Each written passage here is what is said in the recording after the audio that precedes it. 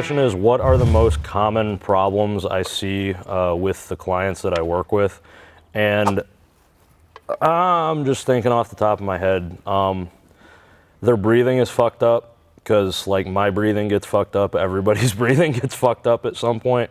And sometimes you just need a second pair of eyes to see that. And like, that's why it's important to have video and stuff, but have just see that and maybe remind them like, hey, keep the brace locked in, because it all starts at the core, at the trunk. Because I actually saw a really good quote the other day. It's powerlifting is basically just keeping your abs and back tight and squeezing a bar and trying not to lose position, like whatever movement it is. Like, and that's really what it is. Like, and that leads into the rest that I see with most of the people that I'm with. It's losing position. It's letting the weight move them and them not moving the weight.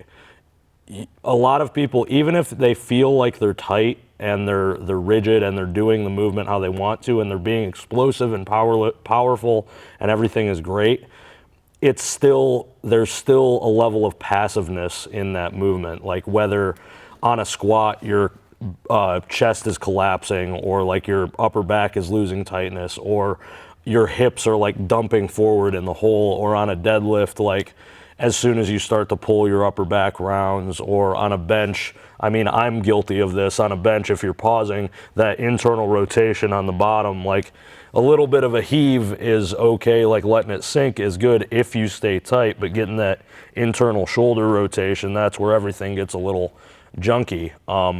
But it's really about imposing your will and like knowing that if you pick that weight and you put that weight on the bar, you need to dictate how it moves, where it moves, and how you feel when it moves. And that's sort of what I try to drill into the people that I work with.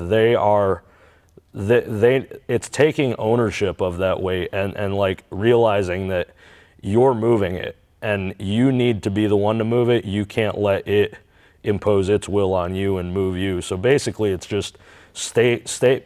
When I see people for the first time, they lose position. It's just getting someone to realize they need to keep position throughout every rep, every set that they do, because as soon as that stuff starts collapsing, you're not benefiting from doing more reps. You're just accumulating shitty movement patterns and wear and tear when you don't need it.